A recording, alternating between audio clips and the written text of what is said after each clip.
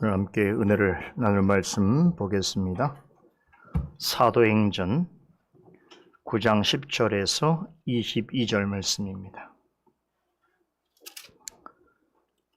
9장 10절에서 22절 말씀까지 봉독해 올리겠습니다. 그때에 다메섹에 아나니아라 하는 제자가 있더니 주께서 환상 중에 불러 가라사대 아나니아야 하시거늘 대답하여 주여 내가 여기 있나이다 하니 주께서 가라사대 일어나 집 가라 하는 거리로 가서 유다 집에서 다섯 사람 사울이라 하는 자를 찾으라. 저가 기도하는 중이다.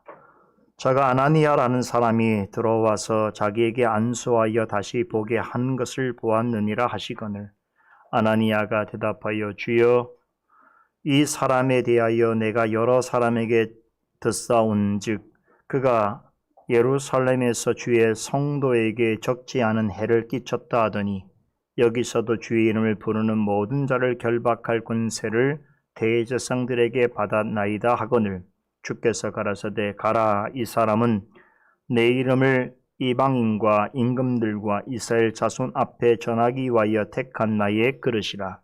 그가 내 이름을 위하여 해를 얼마나 받아야 할 것을 내가 그에게 보이리라 하시니 아나니아가 떠나 그 집에 들어가서 그에게 안수하여 가로되 형제 사울아 주 곧 내가 오는 길에서 나타나시던 예수께서 나를 보내어 너로 다시 보게 하시고 성령으로 충만하게 하신다 하니 즉시 사울의 눈에서 비늘 같은 것이 벗어져 다시 보게 된지라.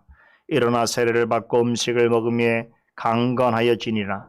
사울이 다메섹에 있는 제자들과 함께 며칠 있을새 즉시로 각 해당에서 예수의 하나님의 아들이심을 전파하니 듣는 사람이 다 놀라 말하되 이 사람이 예루살렘에서 이 이름 부르는 사람을 잔해하던 자가 아니냐.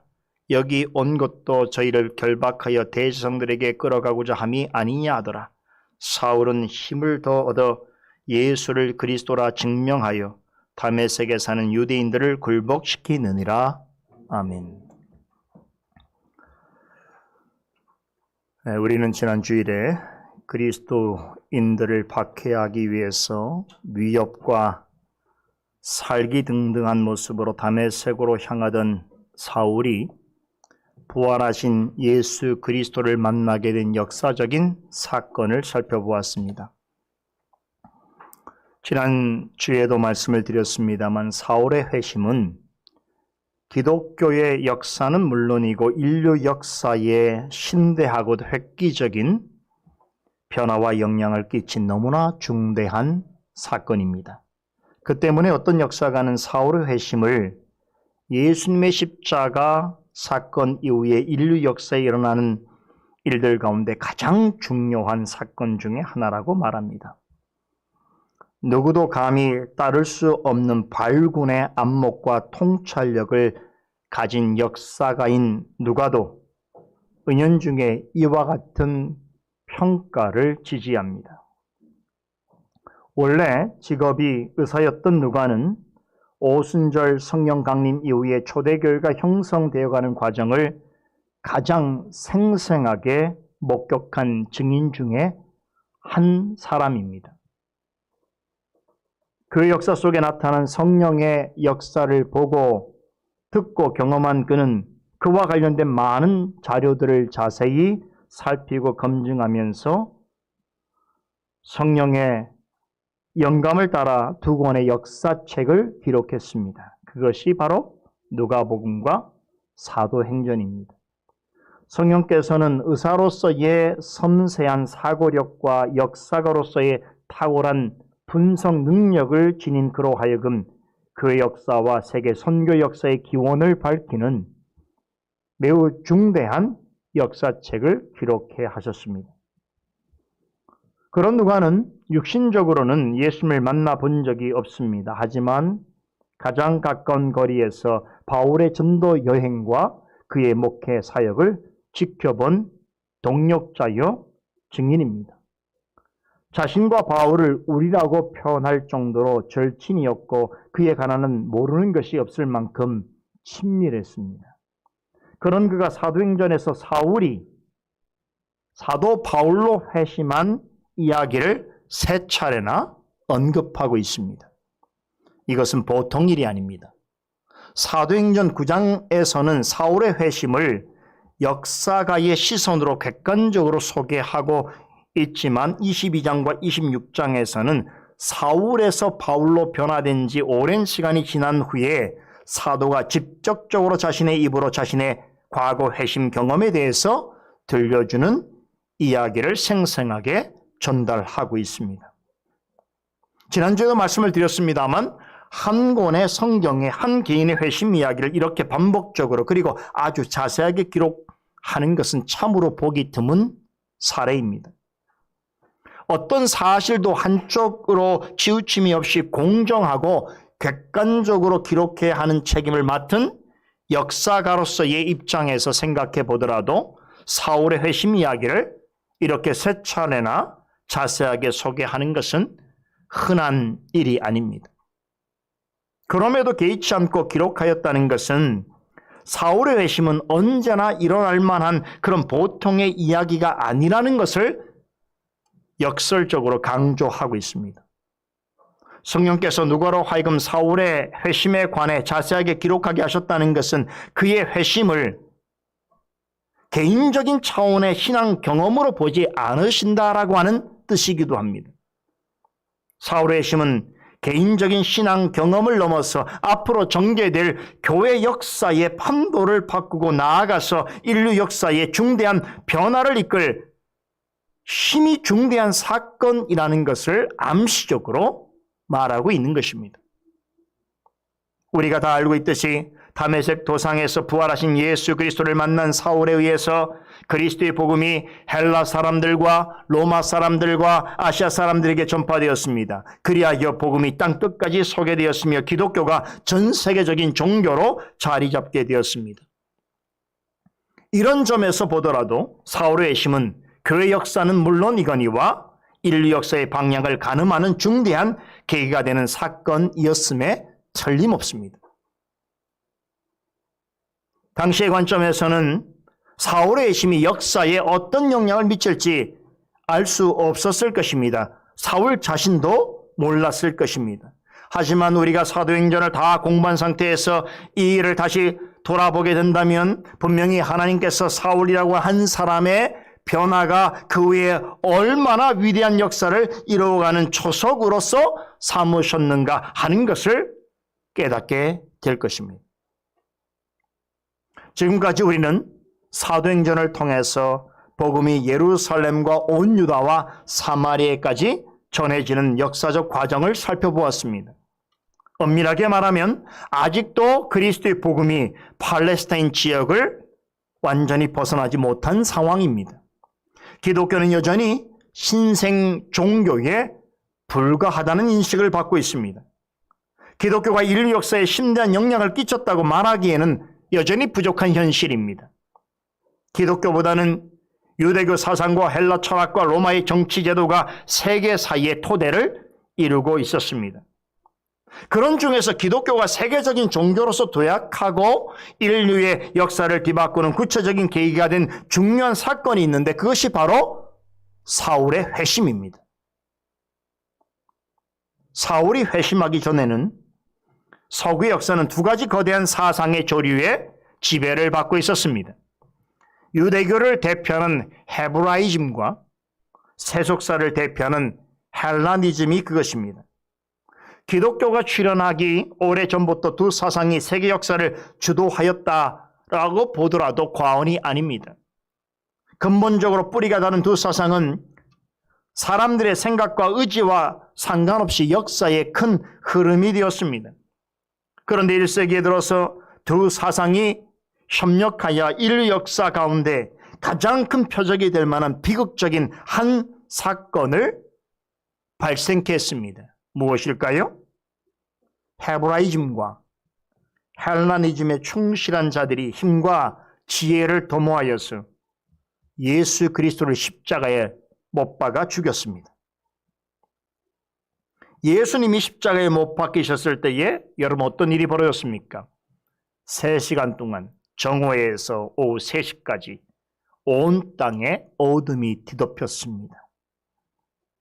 여러분, 마치 예수님의 죽음으로 인하여 이 땅에 하나님 나라를 건설하고자 하시는 하나님의 의지가 꺾인 것처럼 보였습니다. 십자가에 못 박힌 예수 그리스도는 완전한 실패자인 것처럼 보였습니다. 더 이상 그리스도를 따르고 믿을 이유가 없는 일처럼 그렇게 보였습니다. 그러나 이후 역사를 우리가 보게 될 때 그 어떤 것도 이 땅에 하나님 나라를 건설하고 택함받은 백성을 구원하시고자 하는 하나님의 뜻과 의지를 막을 수 없다는 것을 생생하게 보고 듣고 깨닫게 되는 것입니다. 그 사실을 너무나 명징하게 보여주는 성경이 사도행전입니다. 예수님의 부활과 승천 이후에 하나님께서는 이 땅에 세워질 교회를 통해서 하나님 나라의 실상을 명료하게 드러내실 새롭고도 구체적인 뜻을 나타내셨습니다. 그 일을 위해서 하나님이 사용하시기에 합당한 복음의 그릇들을 준비해 놓으셨습니다. 우리가 알고 있는 사도들과 스데반과 빌립 같은 사람입니다. 그 중에서도 헤브라이즘과 헬라니즘이라고 하는 거대한 사상의 틈바구니 속에서 그리스도의 복음으로 세계를 변화시키고 온 세상에 하나님 나라를 건설하실 목적으로 큰 그릇으로 예비된 사람이 있었으니 그가 누구입니까? 바로 바울된 사울입니다. 본문 15절에 보면 예수님께서 친히 사울을 어떤 것으로 사용하실지 아나니아라는 사람에게 설명하시는 장면이 나옵니다. 이 사람 곧 사울은 내 이름을 이방인과 임금들과 이스라엘 자손들 앞에 전하기 위하여 택한 나의 그릇이다라고 친히 말씀하셨습니다. 여러분, 사울은 어떤 그릇으로 사용하시기 위해 준비하셨는가? 예수 그리스도의 이름을 온 세상, 온 인류에게 전하도록 특별히 부르심을 받은 주님의 택한 그릇이라는 것입니다. 주님의 이름으로 구원받은 성도는 다 하나님의 부르심을 받은 택함 받은 그릇이라 할 수 있습니다. 그런 점에서 사울처럼 우리도 택함 받은 그릇이라고 말할 수 있겠으나 사울에게는 조금 특별한 점이 있습니다. 그는 온 세상 사람들에게 주님의 이름을 전하기 위하여 예수님께서 직접 선택하신 사람입니다. 예수님께서는 사울을 가리키면서 이 사람은 내가 내 이름을 위하여 그리고 내가 목적하는 일을 위하여 내가 택한 나의 그릇이라고 강조하십니다. 그래서 사울, 나중에 바울은 스스로 하나님 앞에 자신이 사도로 부름을 받았다 이렇게 말하는 것입니다. 예수님의 12제자가 아니었어도 예수님께서 그를 특별한 목적 가운데 직접 선택하여 부르신 주님의 특별한 그릇이었기 때문에 스스로를 사도다 말하는 데 주저하지 않았던 것입니다. 지금 우리는 성경 내용을 이미 다 알고 있고 기독교 역사도 알고 있기 때문에 이런 사울의 역사 속에서의 등장이 그렇게 드라마틱하게 여겨지지 않을 수 있습니다. 그냥 당연한 일처럼 너무 자연스러운 일처럼 받아들여질 수 있습니다만 여러분, 그가 살았던 1세기적 교회의 상황에서 우리 생각해 보세요. 여러분, 사울의 등장을 예견한 사람이 있을까요? 헤브라이즘과 헬라니즘이라고 하는 두 거대한 사상의 틈바구니 속에서 아직 기독교라고 하는 이름조차 갖지 못한 상황에서 이제 막 기지개를 펴려고 하는 그런 시점에 여러분 예루살렘 교회가 어떻게 됐습니까? 큰 핍박을 받아서 대단히 위태로워졌습니다. 그런 상황에서 그리스도인들과 교회를 극렬하게 박해하던 그 중심에 서 있던 사울이 장차 모든 인류에게 그리스도의 복음을 전함으로 인류 역사에 심대한 영향과 변화를 끼칠 하나님 나라를 세워가실 특별한 주님의 그릇으로 예비된 자라는 것을 누구가 상상할 수 있었겠습니까?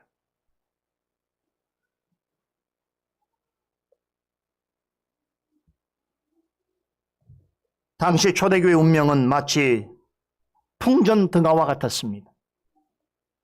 무지막지한 박해로 예루살렘 교회는 여러분 텅텅 비게 되었고 성도들은 여러 곳으로 흩어지게 되었습니다.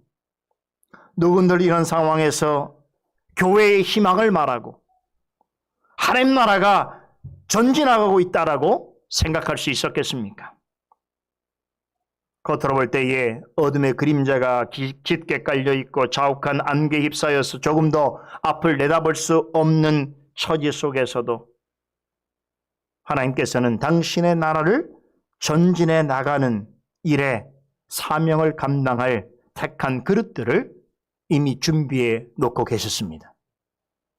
그 중에서도 사울은 인류 역사의 가장 중요한 일을 맡길 자로 예비해 두셨던 것입니다. 주님께서 그에게 맡기실 새로운 역사의 큰 일의 시작은 바로 그의 회심으로부터 비롯되었습니다. 저는 지금 사울이라고 하는 인물의 개인에 관한 이야기를 여러분에게 전하는 것이 아닙니다. 1세기 이후에 인류 역사상 가장 중대한 사건이라 할 수 있는 기독교 복음의 세계화가 이루어지는 그 시초가 된 역사적 사건에 대해서 말씀드리고 있습니다. 이것은 아무도 예측하지 못한 일이었습니다. 심지어는 그 일에 쓰임받은 사울 본인도 예상하지 못한 일이었습니다. 그럼에도 주님께서는 그리스도를 믿고 따르는 자들과 그들의 모임인 교회에 대해서만큼은 분노와 살기가 좀처럼 사가들지 않는 핍박자 사울을 불러내셔서 온 세상을 향해 그리스도의 복음을 전하는 위대한 그릇으로 사용하심으로써 그를 통해서 교회와 인류를 위하여 새로운 역사를 이루어 나가시고자 하는 구원의 계획을 차질 없이 진행해 가셨습니다.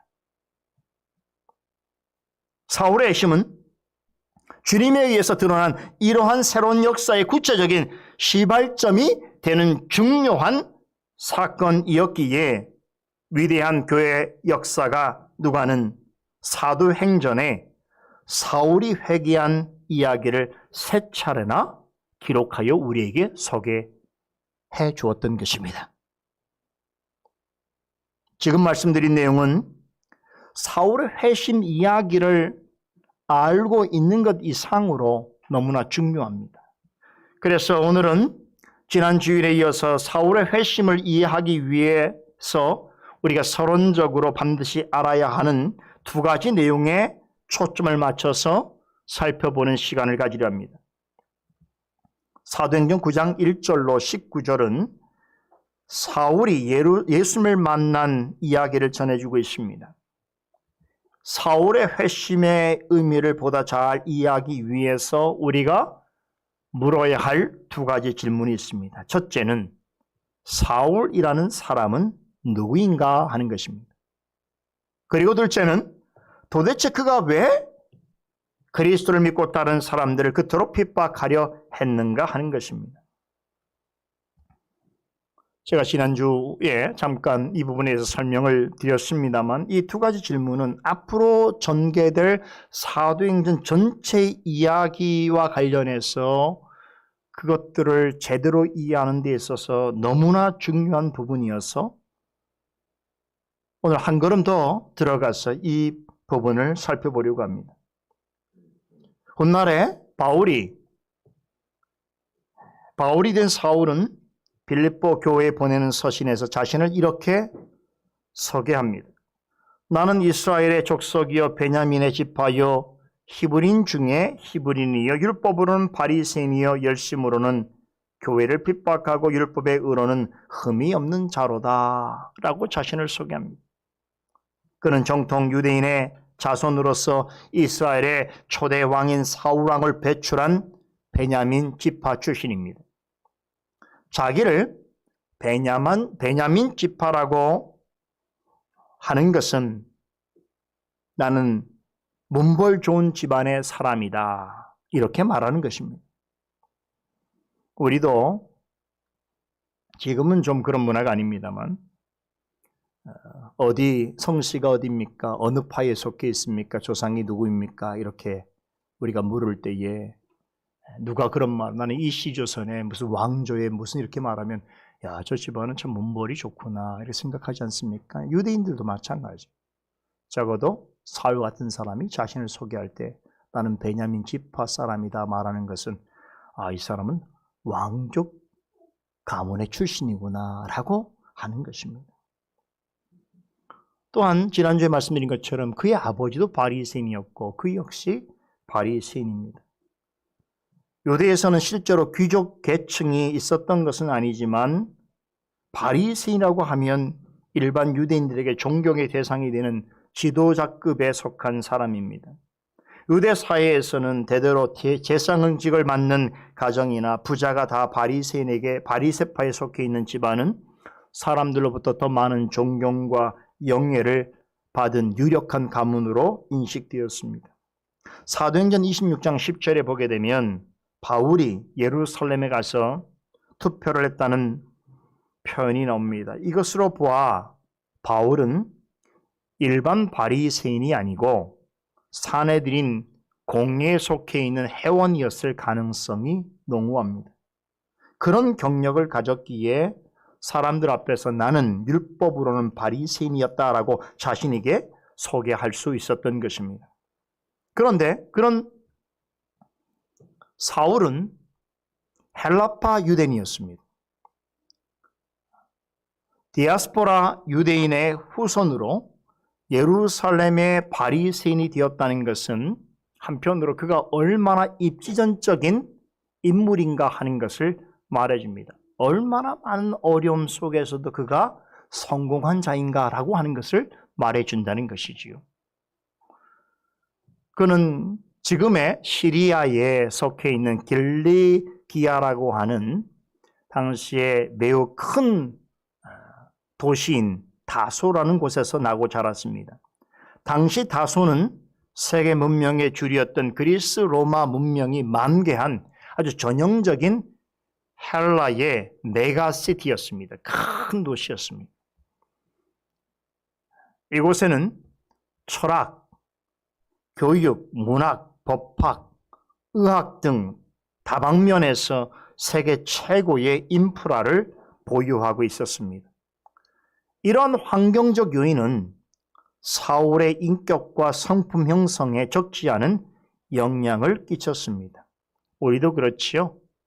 우리 자녀들이 어떤 환경에서 살고 있느냐라고 하는 것이 그 자녀의 성품과 인격을 형성하는 데 영향이 크다는 걸 알기 때문에 한국 부모님들이 민감하지요. 예수님이 한창 공생의 활동을 행하실 때에 유다 지역을 돌아다니시면서 복음을 전하실 때에 사울은 그때 어린 나이에 이곳 고향에서 대학을 다니면서 세계 문명과 문화의 보고인 헬라니즘 사상을 공부하는 데 심취해 있었습니다. 묘하죠? 예수님께서는 유다 지역에서 지금 복음을 전하고 있고 어린 사울은 다소라는 지역에서 학생으로 공부를 하고 있습니다. 전혀 서로 상관없는 존재들 같지요. 어떻게 이분들이 만나게 되는가? 하나님의 섭리죠.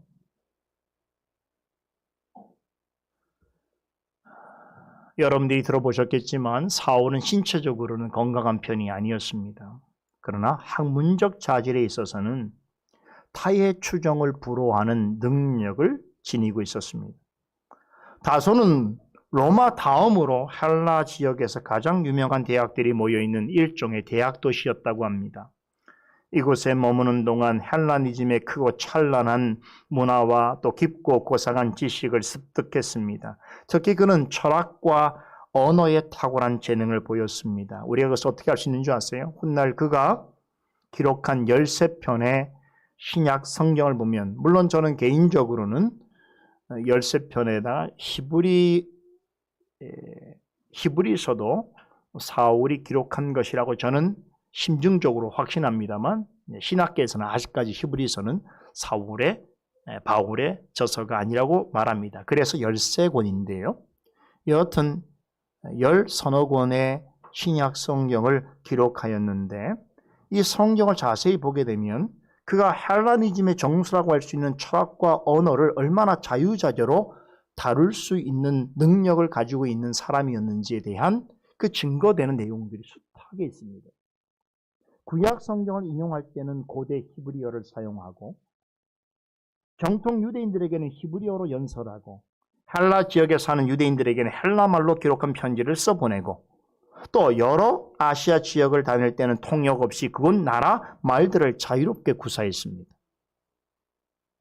이렇게 언어와 어학의 천재성을 바탕으로 헬라 지역의 다양한 사상과 전통을 이해하고 그것들과 관련된 지식과 사상을 흡수했습니다. 이러한 훌륭한 교육적 배경과 학문적 능력을 가진 사람이 여러분 정통 바리새인이기도 했다는 것은 참으로 놀라운 사실입니다. 왜냐하면 유대인들에게서는 머리가 똑똑하고 좋은 대학을 나오고 헬라니즘을 잘 안다고 해서 바리새인이 될 수 있었던 것은 아니기 때문입니다. 비교적 어린 나이인 20대 초반에 사내들인 공회원이 될 수 있었던 배경에는 가말리엘이라는 스승과의 만남이 있었습니다. 다소에서 공부를 마친 사울은 예루살렘으로 가서 당대 유대교 최고의 스승인 가말리엘의 제자가 됩니다. 가말리엘은 모세 이후로 유대교 전체에 있어서 최고의 스승이라고 일컬어지는 힐렐이라고 하는 대학자의 손자입니다. 이 힐렐이라는 사람이 활동할 때 예수님이 어린 시절이었습니다. 나사렛에서 계셨을 때입니다. 그의 손자가 가말리엘이. 그런데 그의 손자인 가말리엘 역시 많은 유대인들에게 존경을 받는 훌륭한 교법사여 뛰어난 율법 선생이었습니다. 우리가 지난번에 가말리엘 배웠지요. 사내들인 공회에서 잡혀온 사도들이 어려움을 처했을 때에 가말리엘이 나서서 그 문제를 중재했지요. 그래서 어려움을 당하지 않고 물론 매를 맞고 쫓겨났습니다만 그들을 살려주는 데서 아주 혁혁한 그런 중재수를 보였던 이가 바로 가말리엘입니다. 이 사람이 바로 사울의 스승입니다. 하나하나 만나게 되지요.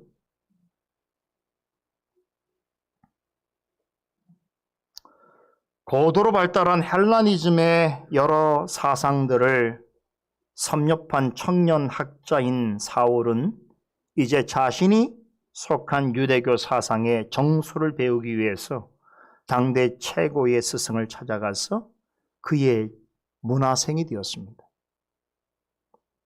사울은 그런 자신을 가리켜서 히브리인 중에 히브리인이며 율법의 의로는 책망할 것이 없고 흠이 없는 자신이었다라고 회고합니다.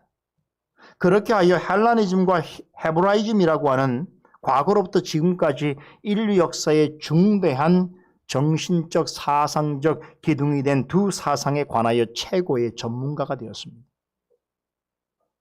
드디어 인류 역사 속에서 히브리 문명과 헬라 문명을 성명한 위대한 한 사람의 사상가가 탄생하게 되었던 것입니다. 여러분, 바울이 회심하여 복음을 전하는 자가 되지 않았다고 한다면 많은 학자들이 그는 소크라테스와 플라톤과 아리스토텔레스를 능가하는 사상가가 되었을 것이라고 말합니다. 그만한 대단한 사람이었던 것이죠.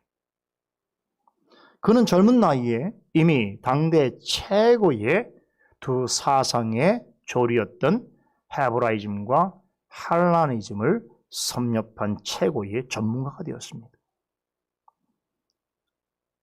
세상적으로 보자면 미래가 완전히 보장된 사람입니다. 그 개인뿐만 아니라 그가 속해 있는 그의 집안과 가문과 그와 함께하는 사람에게도 미래가 보장되어 있는 사람입니다. 다소에서는 헬라니즘 사상을 섭렵하고 예루살렘에서는 가말리엘의 문화에서 정통 유대교를 수학했습니다. 그런데 냉정하게 말하자면 그렇다고 해서 그가 지식만을 수련한 어떤 한 사람의 학자에 불과한 그런 인물이 아닙니다. 그러한 과정을 통해서 그리스도의 복음에 기초한 기독교 사상이라고 하는 전에도 있었지만 지금 아주 새로운 그런 신앙의 체계를 정립한 일찍이 찾아볼 수 없는 위대한 종교 지도자이고 사상가고 기독교 철학자라 할 수 있습니다. 그가 기록한 13권의 신약 성경은 그의 생애 전체를 통해서 그가 배우고 깨닫고 정립한 사상들을 펼쳐놓은 것으로서 유대교적이지도 않고 그렇다고 헬라적이지도 않으며 구약 성경에 근거하여 오직 그리스도의 말씀에 기초한 기독교 신학의 진수를 전하고 있습니다. 여기에 사울, 즉 바울의 학문의 독창성과 그 대단한 능력을 보게 되는 것입니다. 앞서 많은 것들을 배우고 사사받고 섭렵했지만 그의 이름으로 남겨진 유일한 저서인 신약 성경에 나타난 그의 학문성과 그의 탐구력을 보면 어떤 것하고도 비교할 수 없을 정도로 독특하고 탁월하고 특이하다는 것이죠. 그 시대의 정신을 완전히 뛰어넘는, 쉽게 말하자면 성령 하나님의 영감이 아니라고 하면 그 시대 속에서 이러한 글과 이런 사색이 도저히 한 인간에게서는 나올 수 없다라고 하는 결론에 이르게 되는 것입니다.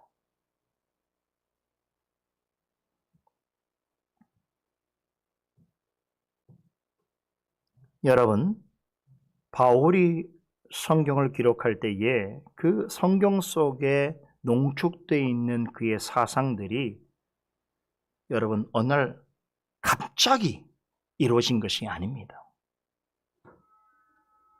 하나님의 섭리 가운데 그가 예수 그리스도를 만나기 전부터 하나하나 차곡차곡 쌓여왔던 것이고 차례차례 길러져 왔던 것입니다. 거기에다가 그리스도를 만난 이후에 성령께서 깨닫게 해주시고 경험하게 해주신 것들을 스스로 종합화하여서 성령의 영감 가운데 기록으로 남긴 것이 바로 신약 성경입니다.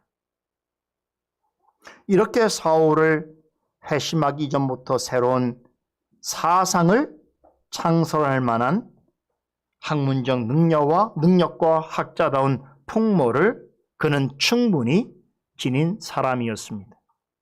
논리적이고 지적이었을 뿐만 아니라 열정적이고 사려 깊은 성품을 가진 사람이었습니다. 자, 그런데 이런 질문을 이제 하게 되는 거예요. 그런 사람이 어떻게 그리스도인들에 대하여서는 이토록 위협과 혈기가 등등하여 박해하려 했던 것인가 하는 것입니다.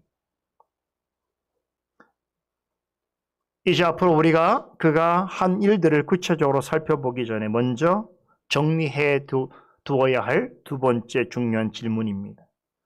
사도행전 9장의 처음 두 구절은 다메섹으로 피신간 그리스도인들을 잡멸할 목적으로 대제사장들의 공문을 받아들고 그들을 체포하기 위해서 다메섹으로 향하는 이야기를 전해주고 있습니다. 이 내용만 떼어서 본다면 사울은 물불을 가리지 않고 끓어오르는 분노를 어찌할 줄 몰라 하는 대단히 폭력적이고 전투적인 성향을 가진 사람이라고 오해할 수 있습니다.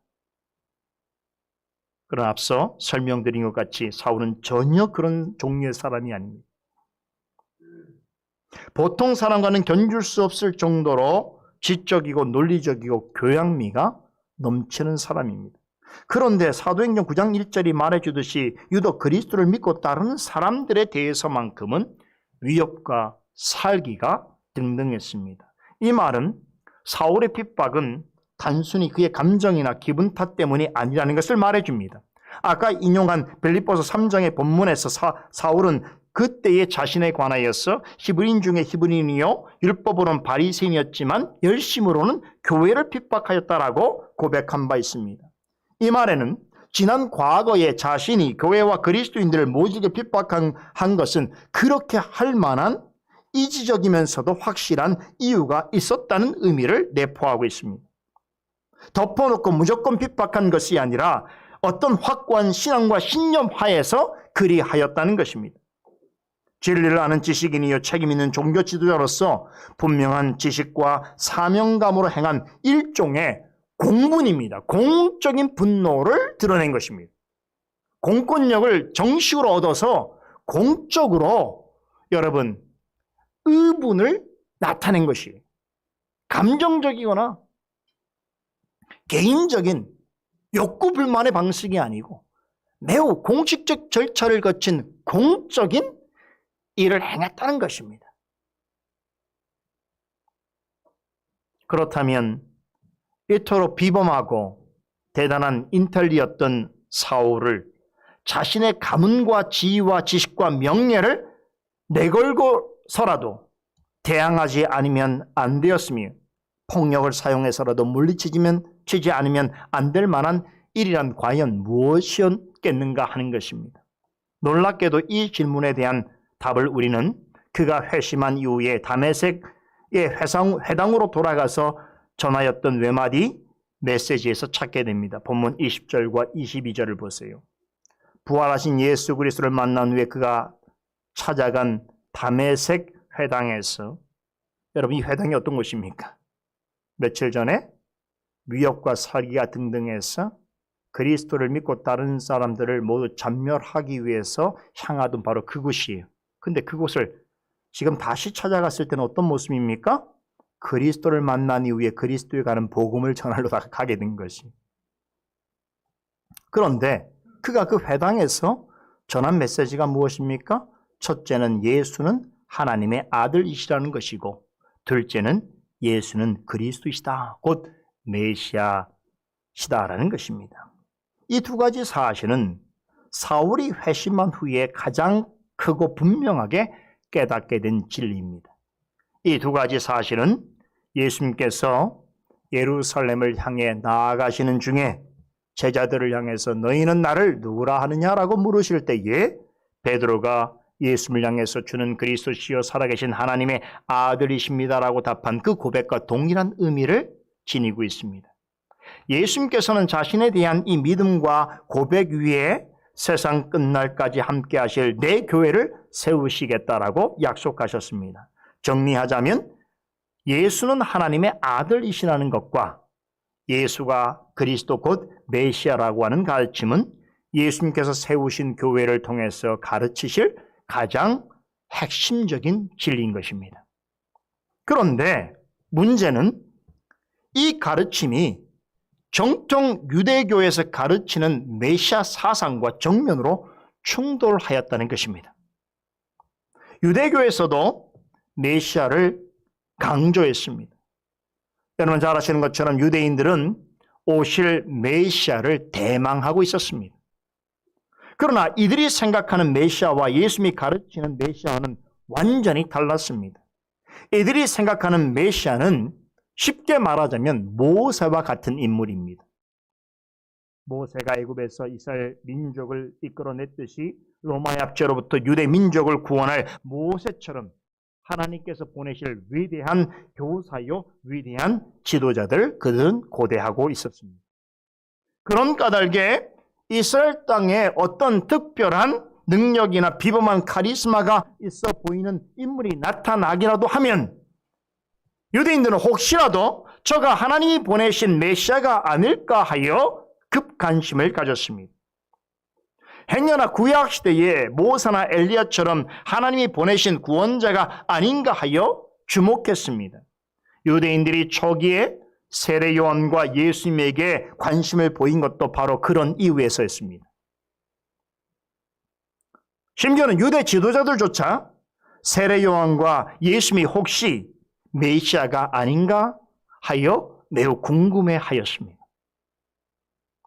그런데 예수님은 한 번도 자신을 가리켜서 나는 메시아라고 말씀하지 않으셨습니다. 그렇게 말씀할 수 있는 상황들이 많았지요. 사람들이 산에서 먹을 것이 없을 때 오병이어의 기적을 일으키셨을 때 많은 사람들이 예수님을 왕으로 옹이하려고 했을 때 만 한마디만 하셨다면 나는 메시아다 했다면 이스라엘의 상황은 완전히 바뀌었을 거예요.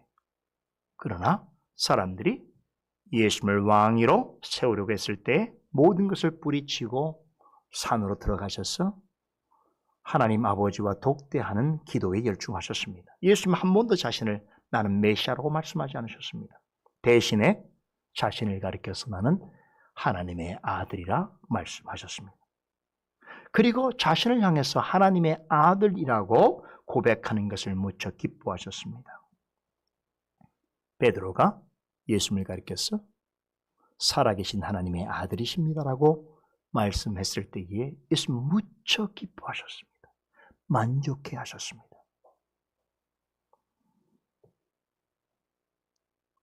예수님께서는 나는 하나님의 아들이라고 하시면서 동시에 나와 하나님 아버지는 하나라고 전하셨습니다.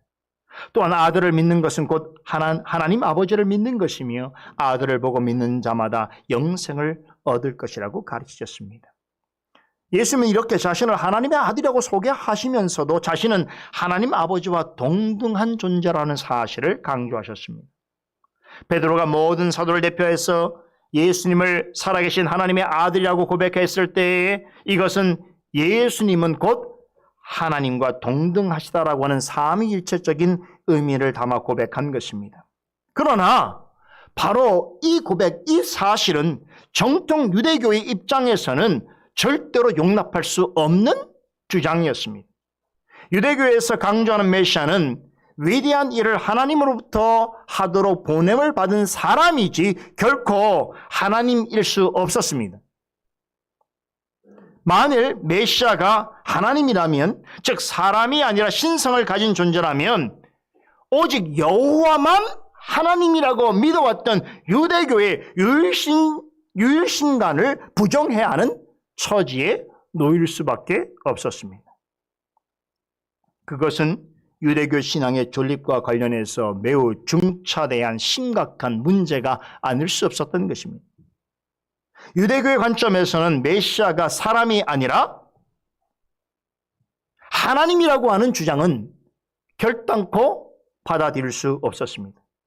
그런데 예수님께서 자신을 하나님의 아들이라고 하시면서 동시에 본질적으로 하나님과 동등하다라고 전하시니 정통 유대인들의 입장에서는 차마 볼 수 없었던 것입니다.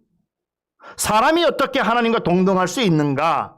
그럼 사람이 하나님이 될 수 있다는 것이고 둘 이상의 여호와가 존재할 수 있다는 것인데 그러하다면 이것은 유대교의 여호와 신앙을 모독하는 것이요 유일신은 여호와를 부정하는 것이니 이 주장만큼은 절대로 용납할 수 없다는 것이었습니다. 그래서 예수님께서 자신을 가리켜서 하나님의 아들이라고 소개하실 때에 유대인들은 다 같이 부르르 떨면서 저가 참남한 말을 하는도다. 신성 모독적인 발언을 하고 있구나. 이렇게 판단하여 예수님을 향하여 돌을 들어치려고 했던 것입니다.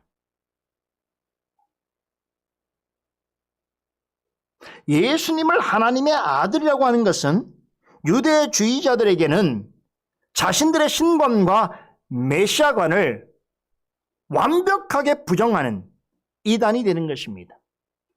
유대인들이 스데반을 돌로 쳐 죽인 것도 이런 이유 때문입니다. 스데반이 전한 설교의 핵심은 회심한 사울이 전한 메시지와 같습니다.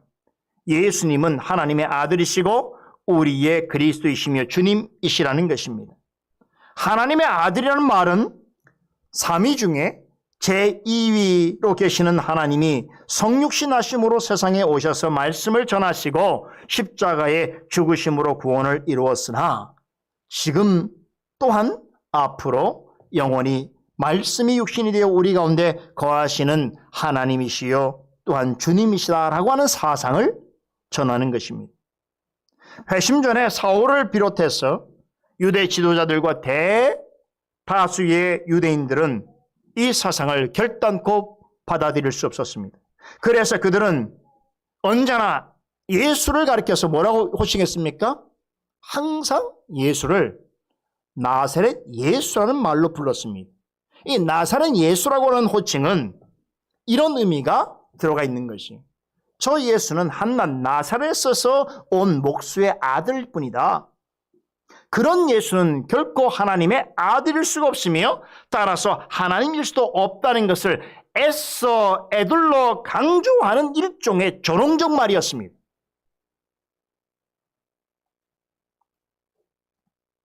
왜 그렇습니까? 유대교에서는 메시아라 할지라도 그가 위대한 하나님의 일을 행하는 사람일 수는 있어도 결단코 하나님일 수는 없었기 때문입니다. 그러므로 유대주의자들의 메시아는 구주가 될 수 없습니다. 모세를 생각하면 쉽습니다. 모세는 애굽에서 이스라엘을 구원한 위대한 인물입니다. 그러나 유대인들은 그를 하나님으로 여기지 않습니다. 당연하지. 그러기에 모세에게 하나님에게 적용됐던 구주라고 하는 명칭을 사용해서는 안 되는 것입니다. 예수님께도 이 사실을 그대로 적용했습니다. 나사렛 예수가 아무리 위대한 일을 행한다 할지라도 그들에게서는 여전히 사람에 불과한 것이었습니다. 나사렛 출신의 목수의 아들이었던 것입니다. 그런데 그런 예수에게 구약의 여호와 하나님에게만 사용한 주님이라는 호칭을 사용하고 아도나이죠, 아도나이. 이 아도나이라고 하는 말은 구약의 여호와 하나님의 이름을 감히 말할 수 없어서 음가를 따서 만든 또 다른 이름이에요. 그러니까 별명 같은 이름인 거죠. 하나님 이름을 진짜 부르기는 너무 어려우니까. 그런데 그 여호와 하나님에게 사용했던 아도나이라고 하는 주님의 이 이름을 신약시대에 오면 예수님이 자신에게도 적용하셨고 예수님을 믿는 자들도 주님이라고 불렀단 말이에요. 그 말을 유대인의 입장에서 볼 때는 오직 유일신인 구약의 여호와에게만 적용할 그 하나님의 신성에 관한 호칭을 나사렛 예수, 나사렛 출신의 목수의 아들인 예수에게 적용한다. 이것은 유대교 입장에서는 이단도 이런 이단이 없는 겁니다.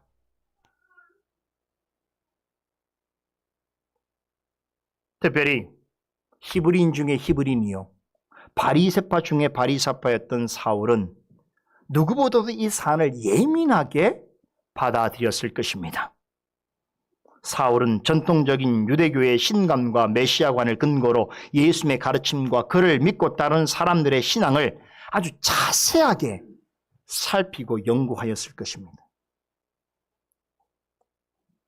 여러분, 그래서 스데반이 전하는 그 설교의 현장에 그도 나타나서 정말로 그가 갖고 있는 대단한 분석 능력과 아주 예민한 사고력을 동원해서 그가 전하는 말씀을 아주 냉철하게 비판적으로 관찰하고 들었던 것입니다. 그렇게 해서 결론을 내린 거예요. 아, 맞구나. 결론 내리게 된 것이죠. 무슨 얘기입니까? 나사렛 예수의 가르침과 그를 믿고 따르는 자들의 신앙은 유대교적인 신앙과 전통을 파괴하는 무서운 이단적인 주장이다라고 그런 결론 내리게 된 것입니다. 이런 이단적인 요설이 세상에 퍼지게 된다면 어떻게 되겠는가? 특별히 우리 유대교를 믿고 있는 유대교 신자들에게 이 이단적인 사상이 전파되어진다면 어떻게 되겠는가? 그래서 어떤 수단을 다하여서라도 이 일만은 막아야 되겠다는 생각으로 대제사장들에게 공문을 요청해서 다메섹으로 향하게 되었던 것입니다.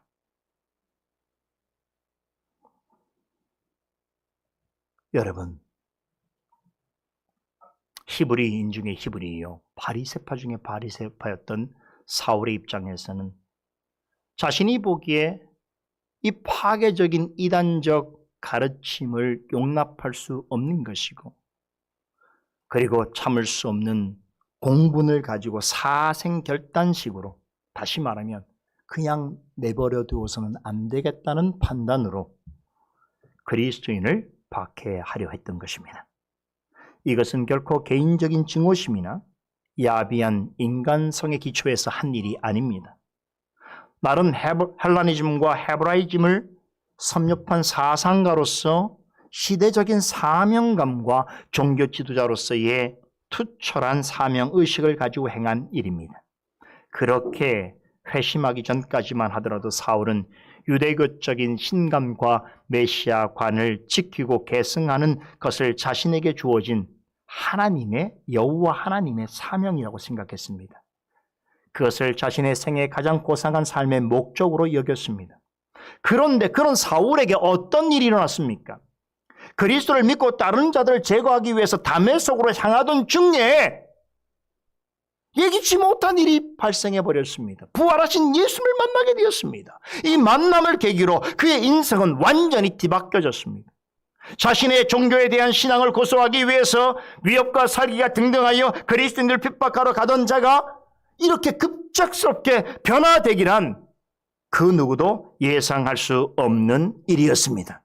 어쩌면 너무나 신비로운 일입니다. 그러기에 지난주에도 말씀드렸듯이 사울의 회심을 여러분 어떤 다른 성도들의 어떤 신앙의 척도로 삼으려 한다든가 그의 회심 경험을 일반화하려는 것은 바르지 않습니다. 항상 조심하고 주의해야 될 부분입니다. 그럼에도 한 가지 확실한 사실이 있습니다. 사울의 회심은 전격적이라고 할 만큼 아주 짧은 시간에 이루어졌다는 것입니다. 그래서 제가 지난주에 부르심과 믿음과 회심이 동시에 일어났다 이런 표현을 썼죠. 다메섹에서 호련히 하늘로서 내려오는 광채 가운데 사울아 사울아 그의 이름을 부르시면서 나는 내가 핍박하는 예수라라고 하는 주님의 음성을 듣는 그 순간에 그는 즉각적으로 이 말씀을 하시는 분이 하나님의 아들이시며 참 그리스도이시라는 사실을 깨달았습니다.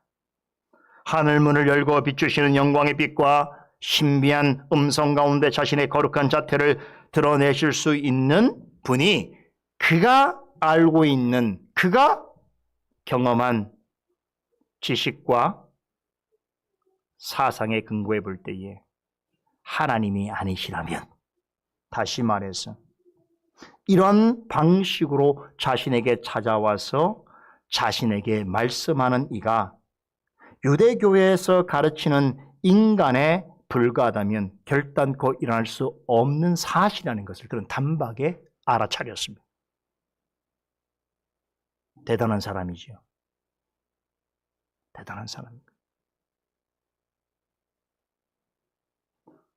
살아생전에 한 번도 만난 적이 없고 직접적으로 예수님에게 위해를 가한 적이 없었는데, 그런데 지금 다메섹 도상에서 만난 예수님께서 뭐라고 말씀하십니까? 나는 네가 핍박하는 예수라고 말씀하신 것입니다. 사울은 이 말씀은 하나님이 아니시고는 이렇게 하늘의 권위와 신적인 위엄이 가득한 음성으로 나에게 전할 자가 없다는 사실을 알았던 것입니다. 다메섹 도상에서 부활하신 예수님의 음성을 듣고 그분을 직접 배움는 그 순간에 아마 그에게는 정말 많은 생각들이 스쳐갔을 것입니다. 그렇겠죠. 그 중에서도 아마 이런 생각들이 떠올랐을 것입니다. 얼마 전에 우리 유대 민족과 로마인들이 합세하여 십자가에 죽인 그 예수께서 죽은 것이 아니라 여전히 살아있다니,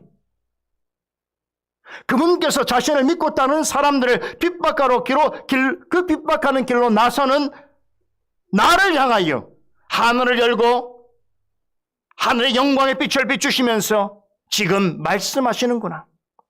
아, 나와 우리 유대인들이 일개 나사렛 목수여 신성 모독죄를 범한 죄인으로 여겼던 그분이 하나님의 아들이 맞으시구나. 그분이 곧 하나님이시구나. 하나님이시면서 사람의 몸으로 오셨기에 자신을 하나님 아버지와 하나라고 하시면서도 자신을 가리켜 하나님의 아들이라고 하셨구나.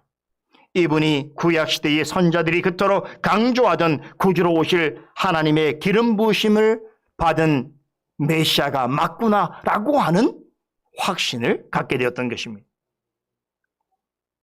다메섹 도상에서 부활하신 예수님을 만나는 이 짧은 시간 동안 놀랍게도 사울은 이 놀라운 진리를 단번에 깨달았습니다. 여러분, 이런 질문이 생길 수 있습니다. 어떻게 그게 가능한가요?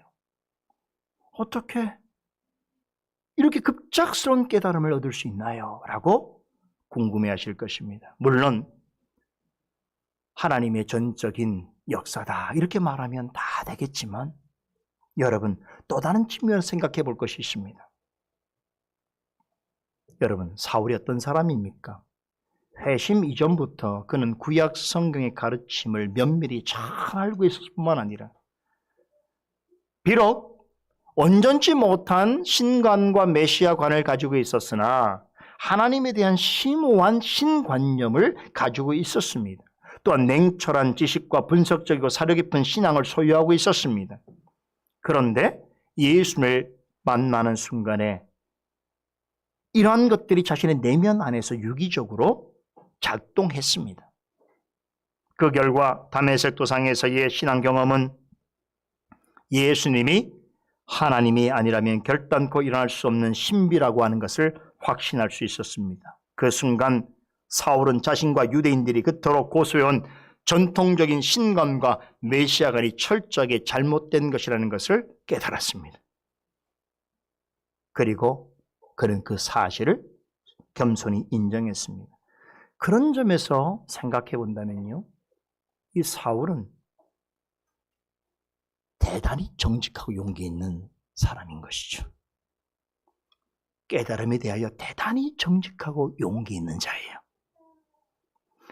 사실 그가 회심하기 전에도 자신이 알고 있는 것에 대해서 대단히 정직하고 용기 있는 자였으나 진리를 알게 됐을 때에 자신이 그토록 고수해왔던 그것들이 배설물 같은 것으로 정직하고 용기하게 내려놓았습니다. 그리고 완전히 그리스도에게 돌아섰습니다. 이런 자를 통하여 주께서 일을 하시려고 예비하셨던 것입니다.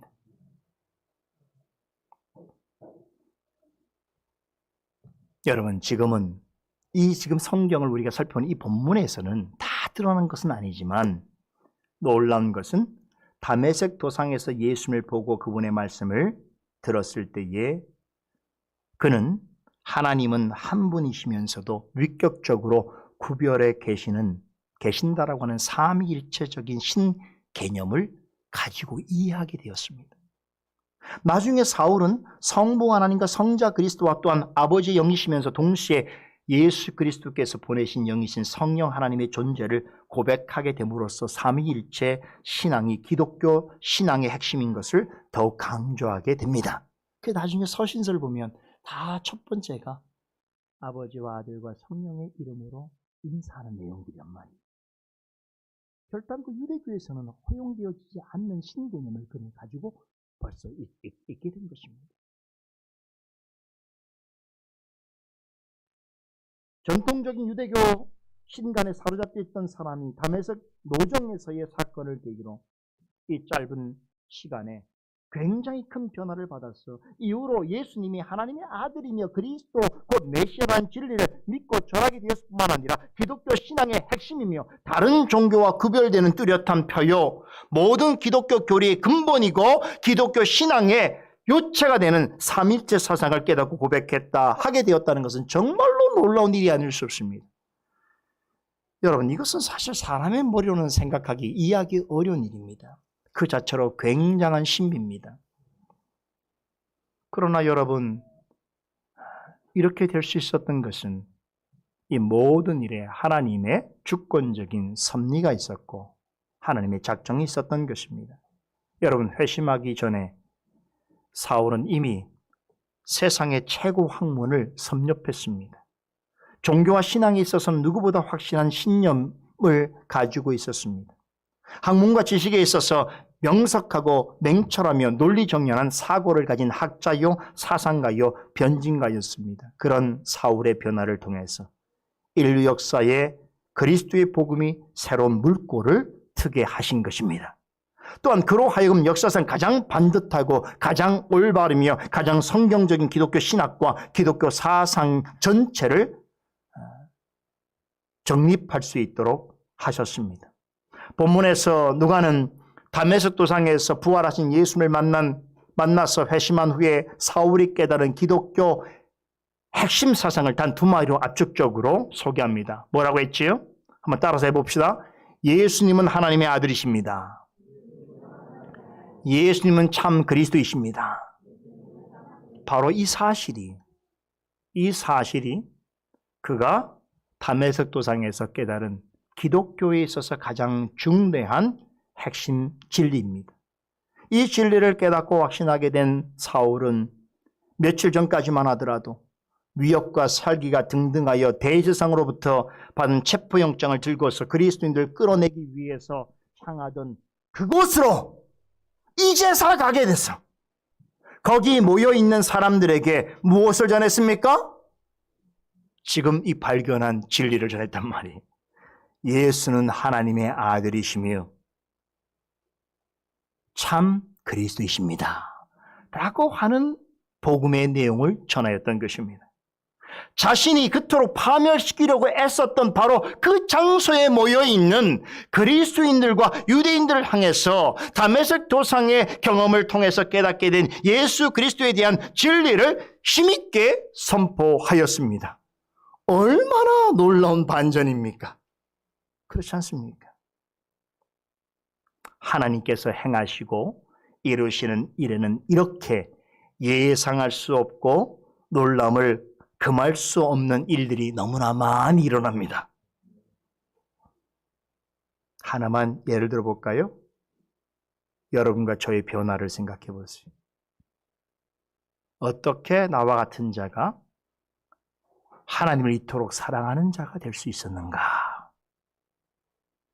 놀라운 신비입니다. 고로 핍박자 사울은 이제 전도자 바울로서의 새로운 생을 살아가게 되었습니다. 사울의 회심과 함께 온 세상을 향한 하나님의 큰 일과 성령의 새로운 역사가 인류 역사 속에서 보다 구체적으로 전진해가는 계기를 맞이하게 되었던 것입니다. 앞으로 살펴볼 사도행전 말씀을 통해서 어떤 놀라운 일들을 만나게 될지 우리는 함께 기대하고 소망하면서 오늘 강서를 마칩니다. 기도하십시다. 거룩하신 하나님, 오늘 우리에게 전해주신 이 귀한 말씀을 통해서 온 역사에 있어서 그 역사의 판도와 흐름을 바꿀 만한 그 엄청난 역사적 사건의 초석이 되는 이 중대한 한 사람의 회심의 역사를 살펴보면서 그 역사를 준비해 하셨고 또한 그 일을 이루셨으며 또한 그 일을 통하여 원하시는 일들을 행하여 가시는 그 하나님의 놀라운 주권과 섭리를 찬송하며 그런 하나님의 주권과 섭리의 일이 오늘 우리에게까지 미쳐서 우리 또한 변화된 사울이 고백하는 그 예수 그리스도를 믿고 따르며 그로 인하여 함께 한 하나님을 믿고 고백하는 구원받은 자의 생을 살아갈 수 있도록 하시니 이 놀라운 은혜 앞에 감사를 드리며 이 기적적이고 신비로운 하나님의 행사를 찬송하며 우리의 생이 끝나는 날까지 참으로 확신 가운데 살아가는 우리 모두가 되게 하여 주시옵소서. 앞으로 계속 전개되어지는 사도행전의 그 놀라운 하나님의 행하신 일들을 우리가 목격할 때마다 참으로 우리 마음 가운데 더 큰 소망과 기쁨이 넘치게 하여 주시고, 지금도 변함없이 동일한 목적을 이루시는 그 하나님의 살아계심과 참되심을 기억하며 우리에게 주어진 신앙적이고 교회적인 사명을 진실하고 정직하고 용기 있게 감당할 수 있도록 도와주시옵소서. 감사드리며 예수 그리스도 이름으로 기도드리옵나이다. 아멘.